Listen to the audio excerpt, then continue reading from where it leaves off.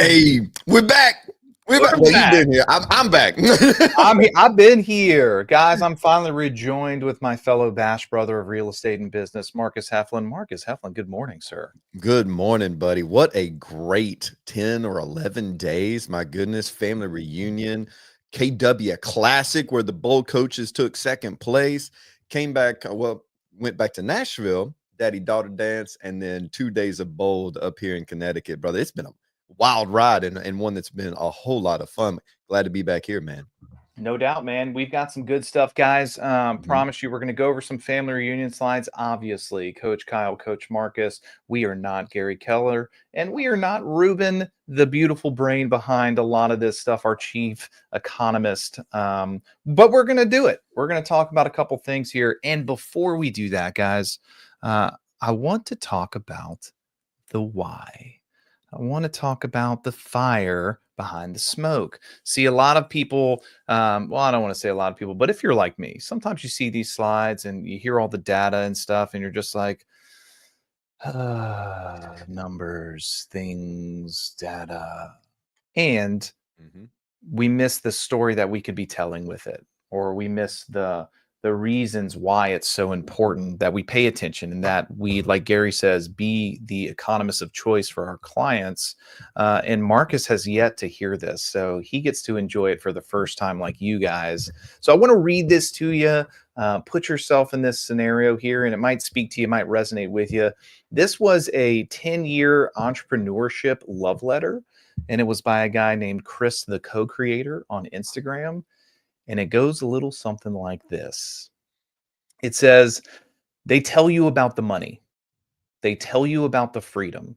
They tell you about waking up when you want, making your own rules, sipping coffee on a Tuesday morning in a city that smells like a postcard. They don't tell you about the first time you realize your rent is due and there's nothing but crumpled receipts and a hopeful prayer in your bank account. They don't tell you about the nights you spend on the floor, not because you're drunk or high, but because the weight of building something from nothing is pressing into your ribs like a 1,000-year-old boulder whispering, "Who the heck do you think you are?" They don't tell you about the sacrifices, the birthdays you miss, the friends who don't understand why you can't just chill for one night, the lovers who leave because they need someone more predictable, more stable, more there. They don't tell you how your business will feel like a mirror, one that doesn't care about the version of you that looks good in interviews, but the version of you that still flinches when you open your mouth to ask for what you're worth. The version of you that learned to hustle out of survival, not strategy. The version of you that wakes up in a cold sweat at 3 a.m. because what if it all disappears overnight?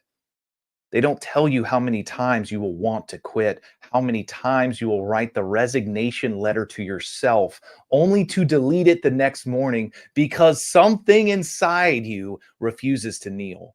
How many times you will taste failure like a raw, bleeding wound, only to realize it's the seasoning of the gods, turning you into something, someone who cannot be undone. This decade in entrepreneurship has been a pilgrimage.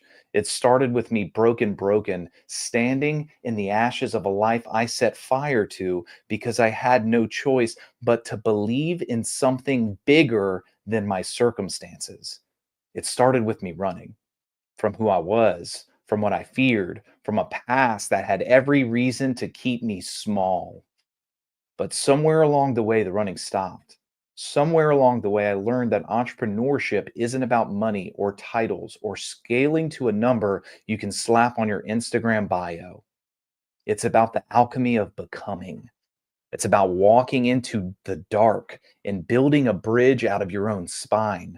It's about learning to trust yourself in ways no one else ever taught you. It's about the mornings when you wake up and realize, no matter how hard it gets, no matter how many times you start over, you are still here, still breathing, still building, still defying every statistic, every doubt, every reason you should have failed. If you are in the trenches of it, if you are in the part they don't talk about, if you are looking at your bank account or your inbox or your life and wondering, how the hell do I keep going? This is how.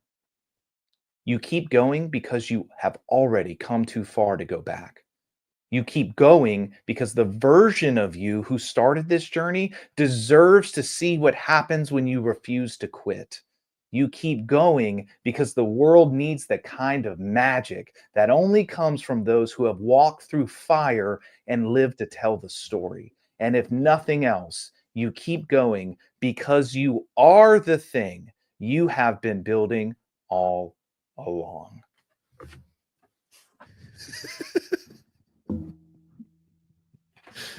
I love your reaction more so than the actual man.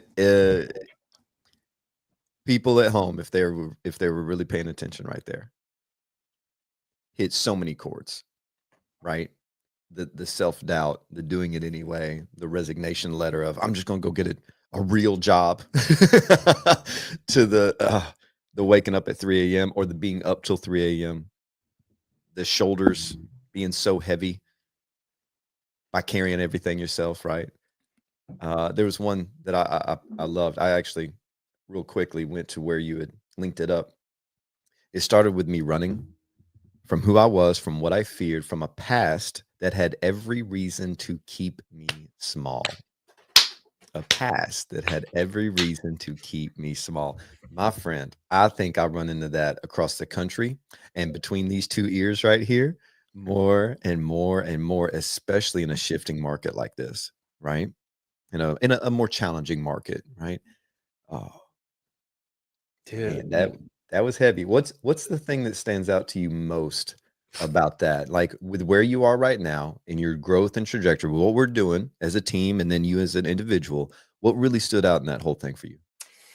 oh yeah, there's so many different pieces that pop out all the way, but I think the one that's top of mind right now is the conversation that I'm having with agents who are close to me, and even agents in the bold world, and agents inside of K.W. with coaching and consulting.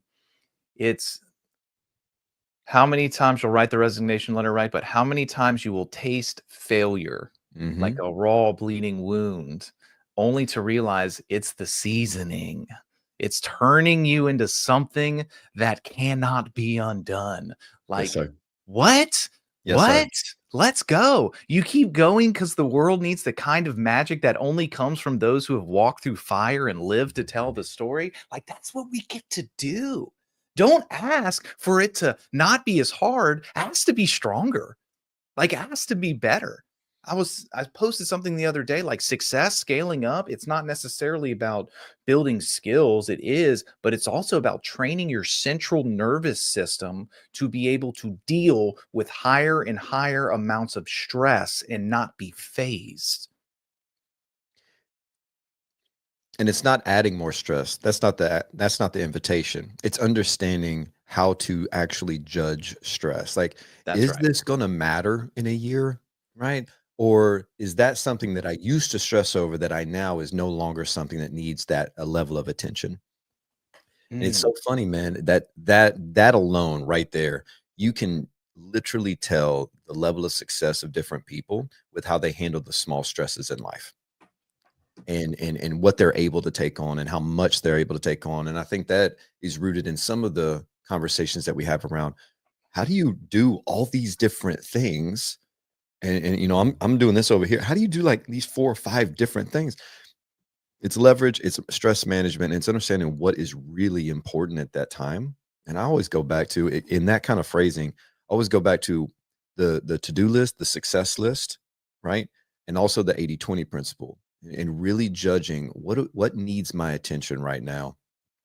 I got to go back to it though, that history always wanting to keep you playing small and being small, like, how often are we running away from all those limiting beliefs, that self-doubt, that self-sabotage, that programming that we got all the way up? It goes in further and, like, you haven't been taught this, that, or the other, and yet you're going out and building it, right? And it's so much fun to think about all those failures actually being building blocks to become the person and the business that you're looking to have. And if you're not failing, I'm curious if you're actually growing fast enough Failure is a strategy. We've preached this all the last 2 weeks in bold, and I heard it at family reunion over and over again, buddy. It's so crazy how Gary put together this and the team put together all this around failing and around moving forward despite whatever. And then we're getting hit by things like this. It's kind of like the outside world is now picking up on these Kellerisms and they're jumping in with us a little bit. Welcome to the show, man, right? Because like they said at family reunion during the vision speech, the real estate industry is the main and pretty much only one that is in a deep recession right now. Yeah. And if you remember from last time, I think Mega Camp, they talked about it, we're usually first in and also first out of a recession. And that's the silver lining, right? We get to start enjoying things, and then it's kind of a sign to the rest of the industries. Okay, all right, light at the end of the tunnel. Here we go. And Kyle, if you recall, at family reunion, what did they say about 2025 and potentially leaking into 2026? There is no good news. There is no bad news, ladies and gentlemen. There's just news. It's Mhm. just how you deal with it, how you choose to perceive it. And I think one of the reasons I just love Gary. I mean, I know a lot of people do, and I love Ruben and just their logic. It's like we all are like, all right, this year was tough. Next year is going to be 10 times better. And if you look at history and you look at the cycle of real estate, it doesn't happen like that. Like Right.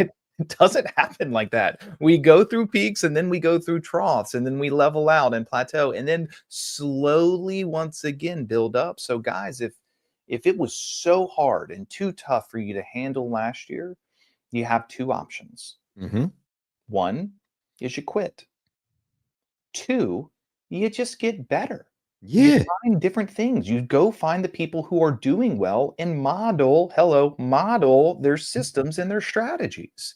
It's that simple. It's not a puzzle that can't be solved, because even though we have 4 million sales, and a projection of, again, 4.2 million sales, there are people who are having their best years ever. There are people who are growing. Heck, me and Marcus are growing in this right now, guys. And it's not because we're coming out with some incredible new thing that no one does. It's simply because we're just focused on the things that are working and leaning into that. I wish, Marcus, that I could tell these people that me and you are geniuses and we have this proprietary thing that we do and no one else does. I wish. But we don't. We Well, don't well, have. well. When we do, we're not going to tell anybody anyway. Right, but we're not gonna tell It'll you. be wrong. Now, the great thing is, I was in two different really, really, really cool rooms in family reunion, and I don't know how I got the invite, and yet I snuck in there. And it was the top individual agents in the country, and it was the top team and groups in the country, and special wristband and everything. I'm like, okay, cool. I'm gonna swipe one of these. I sit in the very far back so no one can see me, and there was one common theme in both of those rooms, and it's let's get back to basics, because the basics are what's going to get us through and thriving in this market.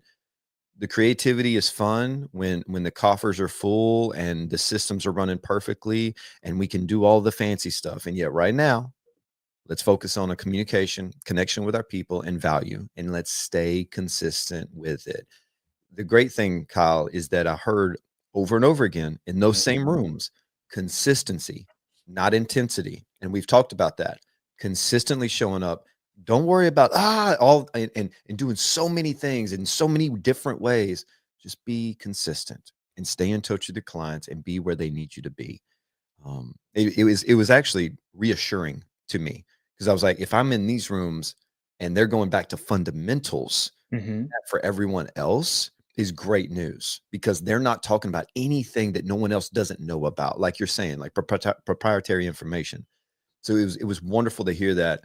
It was also wonderful to have this thought in those rooms, in those masterminds. They were talking about the market, yes, but all of them were interested to talk about how lead gen could get better. And then I would go to other rooms, and the last thing anybody would want to talk about is lead gen. Success leaves clues. I'm just saying.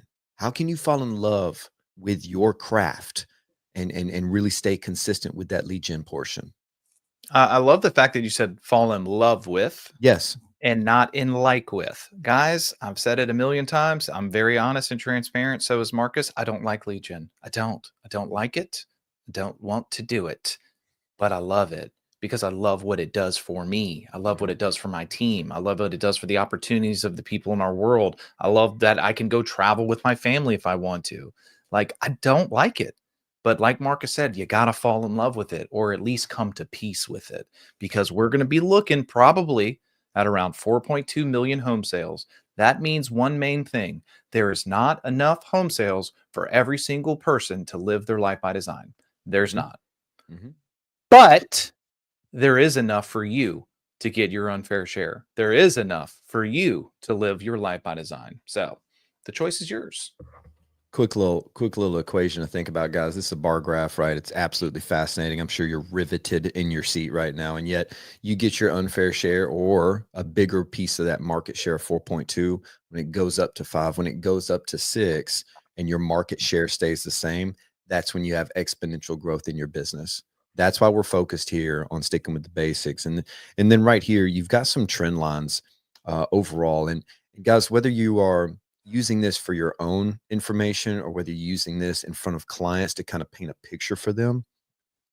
Right here, we've got home prices, and you can see what's going on here. They're projecting that it continues to go up 9.9% above the trend line. You'll notice, like, let's travel back in time for a minute to that '02 all the way up to '07, and it was above it. Like Kyle said, we get the peaks and the valleys a little bit, right? So if they're predicting this, maybe you keep your eye on this for upcoming years. We're not saying that it's going to dip. We're not saying anything like that, but I'm curious what history is going to do in regards to the changes for future. And yet for 2025, we're still projecting upward, right? So Kyle, if I'm an agent, I'm looking at this. I get somewhat excited, and then I get refocused. Somewhat excited because, okay, technically, I might have sold less homes in units over the last year or so, Sure. but I made either the same money or more. For this next year, it's going to continue to go up in pricing, so that gives me a little bit of reprieve. It also tempts me to potentially get a little lazy. So this year may not be the year that I really, really, really only track GCI.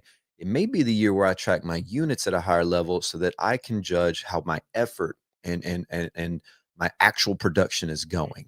That might be where it is. What do you It's think? weird. That's probably why they pay you the medium bucks, right? To be a consult, not the big bucks, but the medium bucks, because the knowledge like that right there, right? He's right, guys. Like maybe, just maybe, instead of looking at the overall GCI, which is great, we are tracking things like profit and we are tracking things like the units because like Marcus said, when it swings back and it goes from 4.2 to 5 million or 4.2 to, fingers crossed, 6 million, you will be commanding that much more of the market share itself and you will swing up with it. It's not the time to get lazy, it's the time to dig in, baby. Woo! It is, man. If we can get fascinated right now, it's game over for the next 5 to 10 years of your career. It is amazing. And one of the things we always hear is, at least from my clients, is now a good time? Is now a good time? Is now a good time? Jay Papasan said it himself on the vision speech. He said, it's always a good time. Hmm. He's like, you don't wait to buy real estate. You buy real estate and wait. And here it is right here on the graph for you. It goes up over time. Even when it came down, if you wait 6, 7, 8 years, you will be just fine. And then you continue to wait. And guess what? You make more and more money. So stay here real quick, bud. It's the let's say this. A lot of your clients out there may be saying, I don't want to buy at the top of the market. Prices are getting crazy. Da, da, da. They will never buy at the top of the market. They may, however, buy at the top of the moment. And we've said this. So if you look at each bar as its own little kind of line, all right, it's going like this. That could be the moment. And yet the market itself is the overall graph, right? So yes, in 10, 11, 12, cool. They bought at the bottom of the market, right? It is what it is.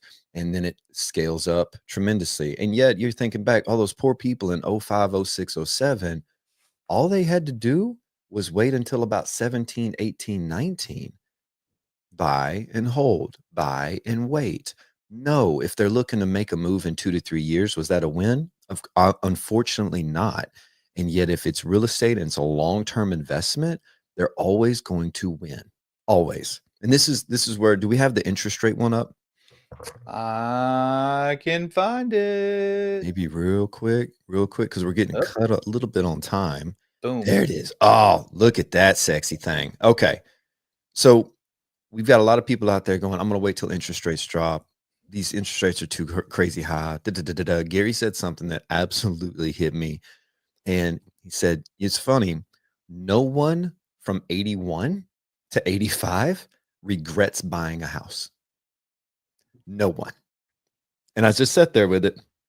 They were battling 16, 18% interest rate, crazy buy downs from sellers to buyers just so they could get it, like crazy stuff happening. And that's when Gary started KW and his entire career, right? And yet he said nobody regrets buying then. And I thought that's such a good point, because as long as they held it on, hey, would you go back and buy a house in 81 even at 18% interest rate and keep Yes. it till now? Because now you're a multimillionaire probably. That's the thing, man. And then also, like, man, I'm just waiting for him to come back to fours. Mm-mm. Buckle up, Buttercup. You might wait 20 years. And then If what did you ever. miss out on? On appreciation and equity? Like, come on now, people. Like, we need to be equipping ourselves with the right data to tell the appropriate story, not the one of fear, the one of truth, right? And Marcus is right. Like, dude, if you if you bought in the 80s, you're probably high-fiving right now over 40 years time. You're like, dude, this thing has doubled, tripled, maybe even quadrupled. Heck, dude, I've got a buddy, and there are many instances like this, who bought in 2020, 2019 and doubled up Oh in yeah. their price. Oh yeah. Now some people may be out there, well, they were so cheaper then, and this, that, and the other. Can we go to the affordability slide, please? Back in the day, it was like $50,000 for a house and this, that, and the other. Here's the real proof. Love you, mean it. 1981, bro. Look at 1981. 49%. It's 32% right now, and we're feeling it. We're feeling it. We're above average. The historical average, right? 20 to 23, historical average is that purple line, right at 20%. Historical average from 72 to 23, even broader timeline, it's 27%. We're above 81, 49. Like, didn't matter about prices, the affordability. Woo! Right? So we've got to consider this stuff as we are talking to our clients. We've got to consider painting the real picture as opposed to the media picture and how they choose to feel. When you give them different data, it lets them think differently if they so choose. And yet give them the accuracy of what this market and the benefits of this market bring to them. We just, hey, and houses are still going really well. We just hit the market. Prime example. We got 7 offers in 24 hours, right? If it's priced the right way, houses go well. People are still buying out there and still looking. So I'm not even trying to sell real estate. mm, I'm trying to build opportunities for my team. And in the last couple days, I think I've got like 4 or 5 come list me calls. Like, guys, the market is moving. mhm, People are ready. And yeah. and by the way, I wasn't marketing to these people as a real estate agent. I was staying in emotional proximity of them. I'm staying in relationship with them. Our goal is to be top of mind when it comes time to buy, sell, or invest in real estate. It's that simple and it's that hard. Well said, sir. Well said. Final thoughts for today. One, love the story of a CEO and an entrepreneur and the whole thing. Beautifully done.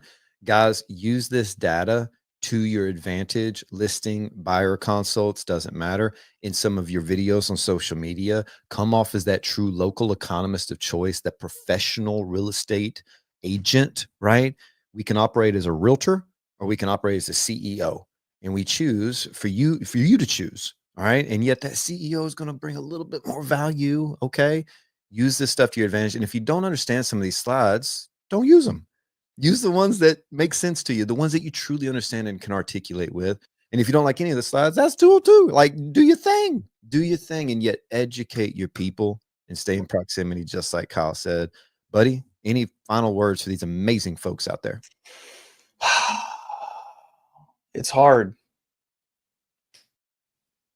It's supposed to be. If it was easy, everybody would do it. If you want to live an extraordinary life, you got to be ready to do the extra. Yeah. That's it. Can't expect flowers and then be surprised when it rains. Woo, baby. On that note, ladies and gentlemen, boys and girls, people of the internet, Coach Kyle, Coach Mark is coming to you, and we can't wait to see you tomorrow. See y'all.